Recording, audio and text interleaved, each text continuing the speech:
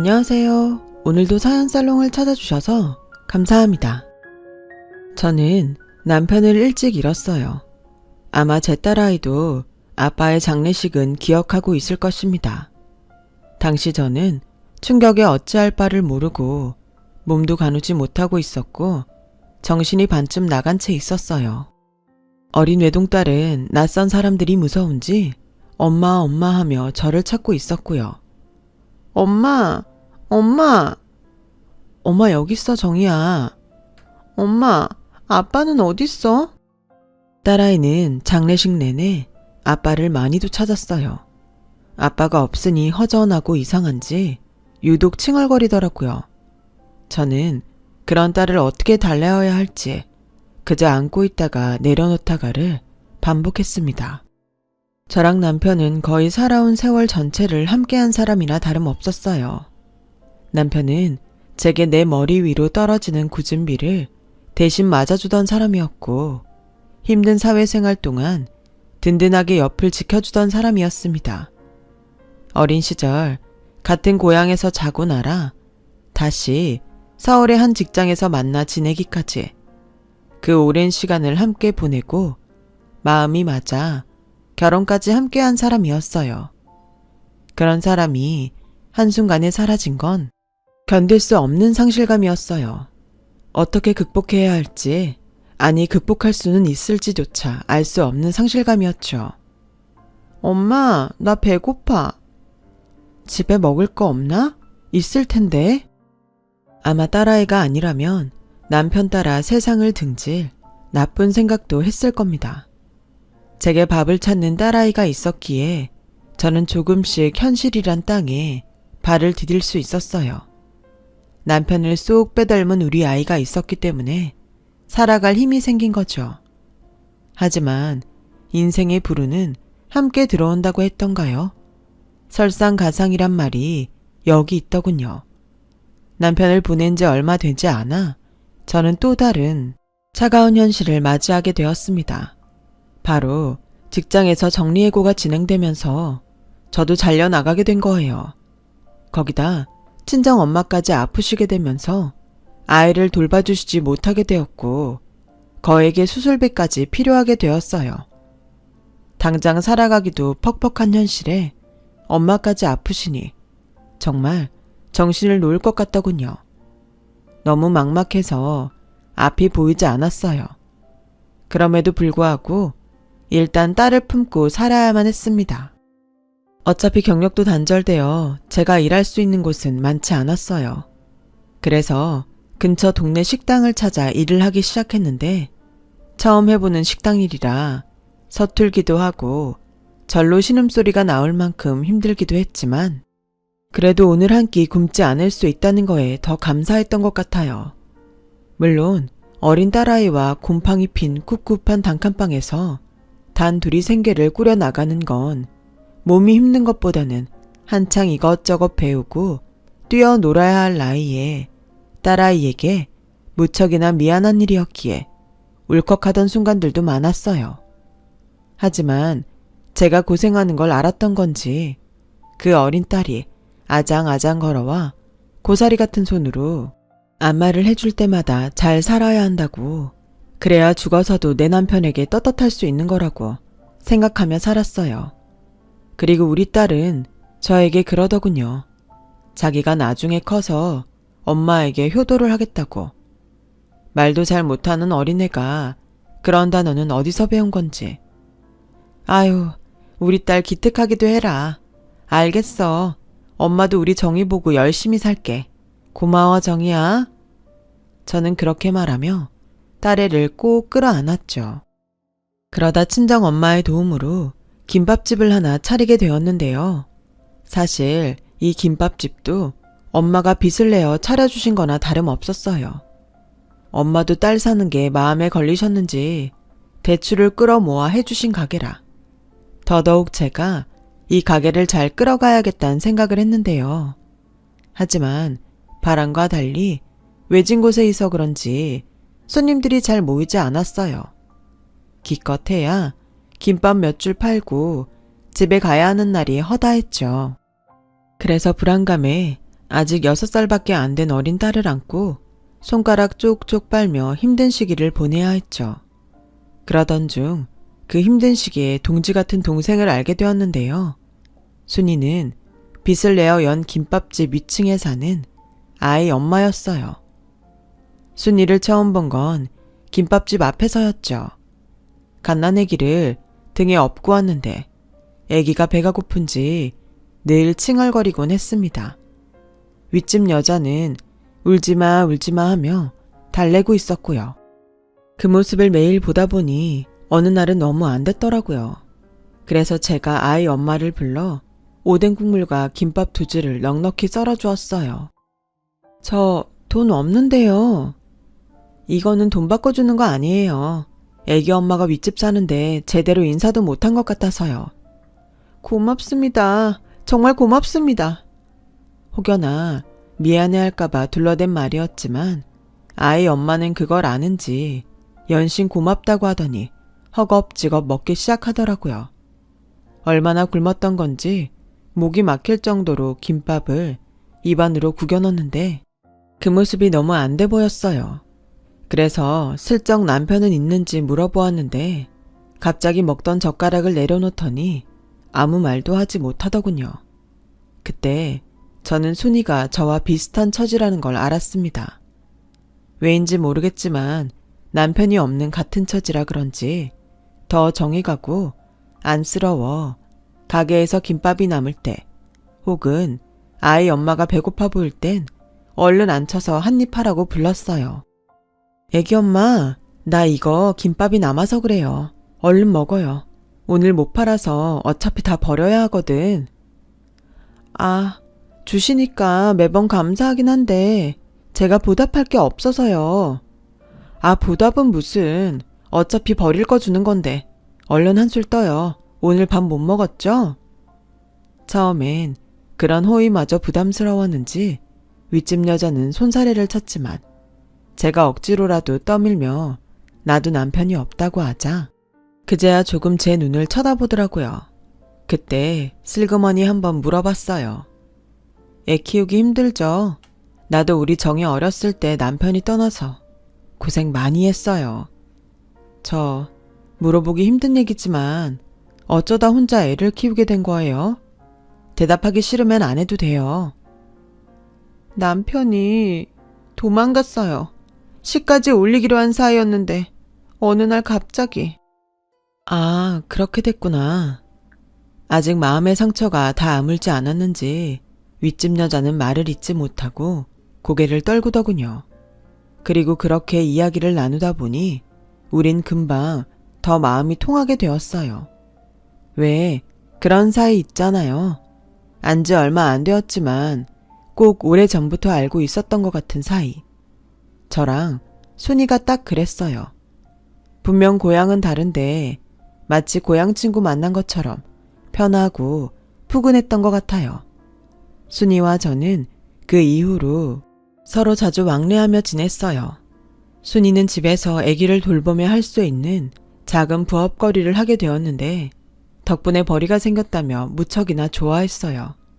그리고 그 돈으로 반찬을 푸짐하게 해다가 저희 집에 주기도 하고 또 김밥이 남아 팔지 못하고 있으면 일부러 사주기도 했어요. 서로의 처지를 누구보다 잘 알고 있었기에 그렇게 도움을 주고받으며 온기를 나누곤 했죠. 순이야, 나는 네가 있어서 참 좋다. 남편 없이 혼자 딸 키우면서 외롭기도 하고 그렇다 할 친구도 없어서 늘 힘들었는데. 언니, 나도 마찬가지예요. 언니가 있어서 내가 요즘 더 열심히 사는 것 같아요. 지금처럼만 살았으면 좋겠어요. 언니, 어디 가지 마요. 알았죠? 그래야 나도 내가 잘 사는 거 언니한테 보여주죠. 나는 내 아이가 더 크면 돈 많이 벌어서 떳떳하게 잘 키우고 싶어요.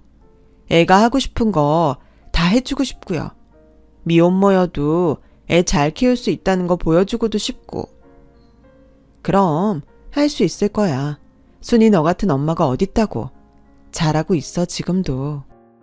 그렇게 저희는 늦은 밤 서로의 집에서 혹은 김밥 가게에서 이런저런 속 이야기를 나누며 헛헛한 마음을 달래곤 했어요. 순이나 저나 기댈 수 있는 사람들이 있었기 때문에 외롭지 않은 밤들이었죠. 하지만 그러던 어느 날 일이 생기고 말았어요. 어느 저녁 구급차가 김밥집 앞에 나타나길래 밖을 내다보았는데 사람들이 윗집으로 올라가는 게 아니겠어요? 순간 거기가 순이네라는 걸 알아서 저도 너무 놀라 올라갔는데 못 볼 풍경이 펼쳐져 있더라고요. 방 한 구석에선 아이가 울고 있었고 순이가 난간에서 뛰어내리려 하고 있더군요. 저는 초조한 마음으로 순이를 바라보았고 혹여나 잘못된 선택을 할까 싶어 말도 제대로 하지 못했어요. 순이는 그 상황에서도 무슨 일이 있었던 건지 엉엉 울고 있었고 대원들은 순이를 끌어내리기 위해 조심스레 다가가려 했지만 순이가 오면 뛰어내릴 거라며 협박을 했어요. 상황이 그즈음 되니 저도 너무 가슴이 뛰었어요. 이러다 순이를 잃기라도 할까봐 두려워서 눈물이 줄줄 나더라고요. 그때 난간에 선 순이가 저를 바라보았고 저도 모르게 얼른 내려오라고 울부짖었어요. 저에게 잘 사는 거 보여주겠다 하지 않았냐고 말하면서요. 언니, 나... 순이는 제 말에 눈물을 글썽이더니 말을 잇지 못했고 그제야 저는 순이에게 천천히 다가가 손을 뻗을 수 있었어요. 그리고 저와 구급대원의 부축을 받아 아래로 내려왔어요. 나중에 순이가 진정이 되고 나서 자초지종을 들어보니 순이와 결혼하기로 했던 남편이 순이를 몇 번이나 찾아왔나 봐요. 그리고 돈 빌려달라며 이제 아이랑 같이 살자 희망 고문을 했던 모양이더군요. 그 말을 철석같이 믿고 있던 순이의 믿음을 배신하고 또 한 번 연락을 끊게 되었고 심지어 그 남자가 순이 명의로 돈을 빌리는 바람에 빚까지 생기고 만 거였죠. 언니, 정말 내가 너무 바보 같고 한심스러워서 죽고만 싶었어요. 아니야, 그럴 수 있어. 자책하지 마, 순이야. 언니는 널 이해해. 순이의 말을 들으니 그간 혼자 마음앓이 했다는 게 실감나 저도 마음이 아파왔어요. 그리고 목숨은 건지게 되었지만 혹여나 또 그런 선택을 할까봐 너무 걱정스러웠죠. 그래서 순이가 꼼짝없이 집에 누워있는 동안 옆에서 순이의 아이도 돌보고 연약해진 순이도 보살펴 주었죠. 순이는 단단히 마음에 상처를 입은 듯 했지만 제가 옆에 붙어 있어 그런지 가끔 저를 위해 밥도 해주고 고맙다고 말도 하는 등 차차 아주 조금씩 회복되어가는 모습을 보였어요. 그리고 그 이후 오히려 마음을 더 단단히 먹었다며 저 때문에 살 수 있었다고 고마워했어요. 그러면서 아이를 위해서라도 더 열심히 살아야겠다고 하면서 순이도 저처럼 나중엔 언젠가 가게를 하고 싶다고 말하기도 했죠. 저는 여전히 순이를 염려하고 걱정하긴 했지만 순이는 그 이후 1년이란 기간 동안 열심히 일을 하러 다니고 또 일부러라도 제 앞에선 많이 웃었어요. 우리 둘 다 서로 일로 지치고 바빴기에 예전만큼 얼굴을 많이 볼 순 없었지만 그래도 서로가 잘 살고 있다는 안부를 주고받으며 그걸 위안 삼으며 살았죠. 그렇게 저는 인생의 짐을 함께 짊어질 수 있는 동생을 만나 더할 나위 없이 소중한 1년을 보냈던 것 같아요. 하지만 김밥 가게를 다른 곳으로 옮기면서 순이와는 이별을 할 수밖에 없었어요. 순이가 건강한 모습을 되찾긴 했지만 막상 이대로 떠나 동생을 자주 못 본다 생각하니 가슴이 너무 아프더군요. 언니, 고마워요. 언니는 나 살리려고 나타난 사람 같아요. 아마 언니를 평생 잊지 못할 것 같아요. 나도 너 잊지 못할 것 같다, 순이야. 미안하고 고마웠어. 종종 연락하자. 마지막 날 저희는 서로를 꼭 안아주었어요. 애틋했기 때문에 아쉬운 마음이 컸지만 그래도 저는 제 삶을, 순이는 순이의 삶을 살아야 했기에 아쉬운 마음도 뒤로하고 딸아이와 함께 그 지역을 떠나게 되었어요. 그리고 저는 저대로 열심히 일을 하며 딸아이를 키웠어요. 엄마, 나 문제집 이거 사도 돼? 그럼 필요한 거 있으면 더 사. 근데 너무 무리하는 거 아니야? 엄마는 우리 딸 공부 너무 많이 해서 힘들까봐 걱정되는데. 아니야, 힘들긴 전혀. 공부하는 거 재밌어요. 제가 해준 게 별로 없는데도 딸아이는 공부하는 거에 꽤나 큰 열정을 보였어요. 자라고 할 때도 조금만 하며 잠을 이루지 않고 독하게 공부를 했고, 문제집도 사기 아깝다며 몇 번씩 지우개로 지워가며 2번, 3번 풀어나가더군요. 나중에 학교 담임 선생님을 뵈러 갔는데 선생님께서 제 딸더러 정희는 정말 성실해요. 책임감도 강하고요. 뭐가 되든 될 것 같아요. 라고 하더군요. 늘 못 채워져서 미안한 딸인데 딸아인 자기가 처한 환경에 한 번도 불만을 품지 않고 꿋꿋이 자기 할 일을 해나갔어요. 그리고 그때 선생님의 말처럼 딸아인 결국 가고 싶다는 의대에 진학하게 되었답니다. 엄마, 나 붙었어. 뭐? 나 붙었어. 엄마, 나 의대 붙었어. 울면서 저에게 합격 소식을 전하던 그날의 기억이 아직도 선연한데요. 그날 우는 딸아이를 안고 저도 얼마나 울었는지 모르겠어요. 김밥을 썰다 갑작스레 들은 딸아이의 합격 소식에 그만 목이 메어 손님들이 보는 그 자리에서 딸을 얼싸 안았죠. 그리고 그날 밤엔 지갑 속에 있는 남편의 사진 한 장을 꺼내어 젊은 남편의 얼굴을 쓰다듬으며 속삭였어요. 우리 정이 의대에 갔다고요. 엄마 속 한번 썩이지 않고 예쁘게 크더니 그 어려운 걸 해냈다고요. 남편이 죽은 후 힘들 때마다 언뜻 꺼내보며 쓰다듬었던 사진인지라 낡고 빛도 바래어 있었지만 사진 속 남편의 얼굴만은 어쩐지 웃고 있는 것 같았죠. 딸이 대학에 가고 나선 시름을 좀 덜 수 있었어요. 무엇보다 전액 장학금으로 간 대학이라 돈 걱정도 없었고 저 혼자 사는 데는 그럭저럭 문제 없었으니 그걸로 만족했죠.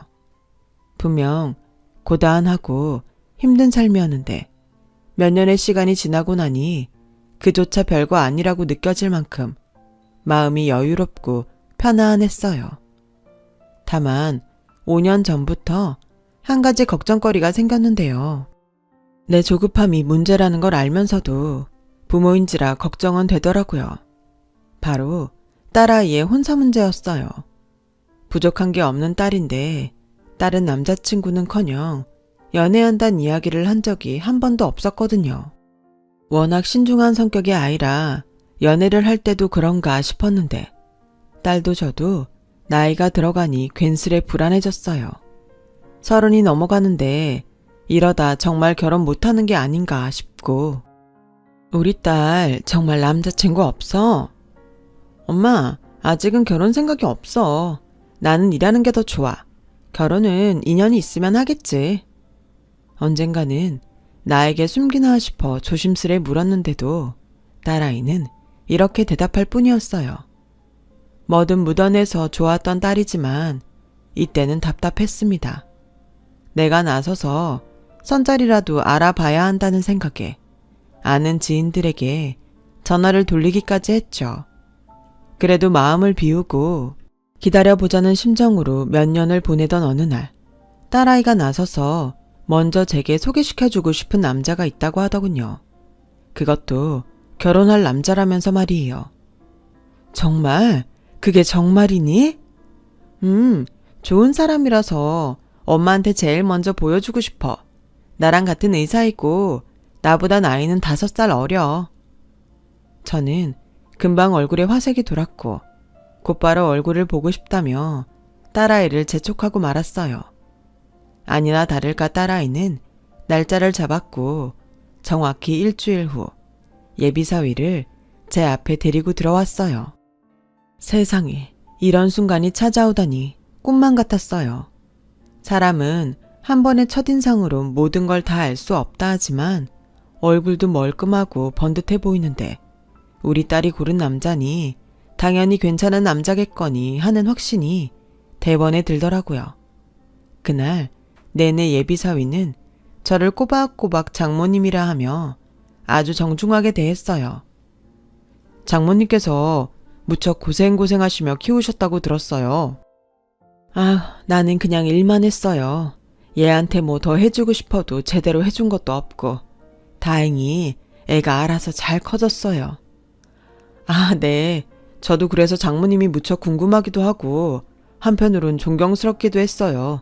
어떤 분이실지. 이렇게 만나뵈니 너무 좋네요. 저도 홀어머니 밑에서 자라서 정희 씨랑 통하는 부분이 많았거든요. 그래요? 홀어머니 밑에서 자랐나요? 네, 집안 사정이 좀 복잡하긴 한데요. 아버지가 돌아가시고 난 다음에 저희 어머니도 저 키우시면서 많이 힘들어 하셨어요. 그래도 어머니가 참 대단하시네. 이렇게 훌륭하게 아들을 키웠으니. 딸아이가 데려온 남자도 홀어머니 밑에서 자랐다고 했는데 저도 혼자 아이를 키웠기 때문에 사돈될 사람이 누군진 모르겠지만 벌써부터 동질감이 생기더라고요. 거기다 사실 만나기 전에는 딸아이보다 나이가 5살 어리다고 하길래 조금 걱정이 됐는데 말하는 걸 들어보니 전혀 그런 줄도 모르겠고요. 걱정이 무색하게도 너무나 제 마음에 차는 그런 사유였어요. 하지만 이것 또한 물거품 같은 꿈으로 끝이 나고 말았는데요. 딸아이가 사위를 보여준 지 한참 되었는데 상견례 잡자는 말이 없길래 전화를 해보았는데 그만 너무 충격적인 소식을 듣게 되었어요. 그날따라 딸아이 목소리가 많이 가라앉아 있었는데 처음에는 그런 줄도 몰랐죠. 정희야, 상견례는 언제가 좋으니? 엄마가 미리 날짜를 알고 있어야 할 것 같아 연락했어. 그게... 왜 그러니? 너희들 많이 바빠서 미뤄지고 있니? 엄마, 실은 그게 아니고 그 집에서 날 반대하고 있어. 뭐? 순간 심장이 쿵 떨어지는 것 같았어요. 왜 너를 반대해? 내가 진한 씨보다 나이도 많고 또 그 집안에서 원하는 며느리가 아니라네. 저는 저보다 더 아파하고 있을 딸아이를 위해 담담하려 노력했지만 말 그대로 너무도 충격을 받았습니다. 시댁의 반대라뇨. 이때껏 부족함 없이 키우려 노력했던 딸인데 엄마 위한다고 공부하기에도 부족한 시간 쪼개어 안마해주고 속 한번 썩이지 않는 착한 딸인데 그런 딸이 반대로 결혼을 하지 못하고 있다는 사실이 감당키가 어려웠어요. 안 되겠다 싶어 딸을 불러 자세히 말을 해보라고 퇴근했는데도 딸에는 쉽사리 말을 잇지 못했어요. 말하는 투나 분위기를 보니 그 집 시어머니가 유독 제 딸아이를 반대하는 것 같았지만 딸에는 심하게 말을 아꼈고 저는 더 물어볼 수가 없이 딸아이를 그대로 돌려보내고 말았어요. 다른 것보다 딸애의 얼굴이 말이 아니었어요. 얼마 전만 해도 예비 남편과의 결혼에 들떠 잔잔한 웃음기가 가득했던 딸아이의 눈밑엔 거뭇거뭇한 게 가득했고 밥도 제대로 먹지 않은 건지 요사이 비쩍 말라 있었어요. 한 번도 제 앞에서 그런 모습을 보인 적이 없는 딸인데 그런 딸아이를 보니 부모로서 가슴이 찢어지더군요. 그러던 중 저는 직접 그 예비사위를 만나기로 결심했습니다. 무슨 일인지 모르겠다만 부모로서 일단 예비사위와 먼저 이야기라도 해보며 상황을 풀어보기로 했어요. 결심은 했지만 막상 전화하긴 쉽지 않았는데 다행히 나와달라는 제 전화에 예비사위는 헐레벌떡 달려왔어요. 그 아이도 돌아가는 상황을 아는지라 차마 제 눈을 제대로 마주치지 못하더군요. 저도 이런 만남이 편치는 않았지만 그래도 딸아이를 위해 물어야 했어요. 자네 어머니가 우리 정희를 많이 반대한다고 하던데 사실인가? 네, 맞습니다. 죄송합니다. 왜 반대를 하시는 건가? 그게 저희 어머님께서 저를 혼자 키우셔서 그런지 많이 까다로우신 편이에요. 저보다 나이도 어려야 한다고 하고 여러 조건들을 다시고 저도 어머니가 어떤 며느리를 원하시는지 모를 만큼 까다로우십니다. 만나면 상황이 좀 해결될 거라 생각했는데 막상 이야기를 해보니 더 첩첩산중인 것 같았어요. 한숨이 저절로 새어나왔죠. 그런데 인생이 참 기이하죠. 그때 하필 예비사위에게 전화가 한 통 걸려왔습니다. 핸드폰 화면에 뜬 엄마라는 이름을 보니 예비사돈이더군요. 제가 전화를 받아도 된다 하자 예비사위는 망설이더니 천천히 전화를 받았어요. 그런데 통화 너머 들려오는 목소리가 예사롭지 않더라고요. 왜 그 자리에 가 있냐고, 누굴 만나는 거냐고 심하게 다그치는 것 같더군요. 그러면서 다짜고짜 저를 바꿔달라고 재촉하더군요. 결국 제가 전화를 받게 되었어요. 네, 안녕하세요. 단도직입적으로 말하겠습니다. 그쪽 집안과 우리 집안이 가당키나 합니까? 들으니 시장통에서 김밥집 한다면서요. 아무리 그쪽 딸이 저희 아들과 같은 의사라 하더라도 결혼은 집안끼리의 약속인데 말입니다. 수준 맞지 않는 집안이랑은 결혼 못 시킵니다. 더는 말하고 싶지 않으니 이만 끊겠어요. 제 입에 이런 이야기 담는 것조차 불쾌하네요. 통화가 끊겼지만 저는 전화기를 넘기지 못하고 한동안 들고 있었어요. 말이 나오질 않았어요. 예비사위도 통화 목소리를 들었는지 말을 잇지 못하고 불안한 눈으로 제 눈치만 보고 있더군요. 저는 그 자리에서 얼굴이 급격하게 달아올라 자리를 벗어나고야 말았고 가게에 도착하자마자 그만 정신없이 냉수를 들이켰어요. 냉수 몇 잔을 마시고도 속이 가라앉지가 않았어요. 다짜고짜 학생들이 찾아와 문을 두드리며 아주머니 장사 안 해요? 하고 저를 찾는 소리가 들리자 그제야 정신을 좀 차릴 수 있었어요. 그날 이후 저도 저지만 딸아이도 무척 힘든 시간을 보냈을 겁니다. 사실상 파혼이었으니까요. 하지만 딸아이는 잘 극복하며 살아가겠다는 말로 저를 위로했고 괜찮다고 스스로를 다독이며 차분하려고 애썼어요. 솔직히 어미로선 그 딸아이의 전 남자친구 어머니에게 전화라도 해서 마음껏 소리라도 치고 싶은 심정이었죠. 당신이 뭔데 내 딸을 우습게 하냐고, 어디 사람 인생을 그런 식으로 난도질하냐고 버럭버럭 화내고 그 집 문이라도 두드리고 싶었어요. 그런데 제가 그러면 그럴수록 딸아이만 더 힘들어질 걸 알기에 그 마음조차 꾹꾹 접어야 했어요. 시간이 약이라는 말이 있듯 얼른 시간이 지나 이 일이 딸아이 마음속에서 잊혀지길 바라면서 말이죠. 딸애는 파혼을 먹고도 다행히 큰일 없이 잘 살아가는 듯 했어요. 저도 딸아이가 괜찮길 기도하며 애써 제 마음을 달래가며 시간을 보내고 있었고요. 하지만 한 달 후 갑작스레 예비사돈이 될 뻔한 그 여자에게서 전화가 걸려왔어요. 워낙 충격을 받아서 그런지 전화번호를 보니 대번에 누군지 알겠더라고요. 왜 전화하셨죠? 내 아들이 그쪽 딸과 결혼 못하면 차라리 죽겠다고 못 살겠다 합니다. 그러니 결혼시키시죠. 상견례 날짜와 주소는 문자로 보내겠습니다.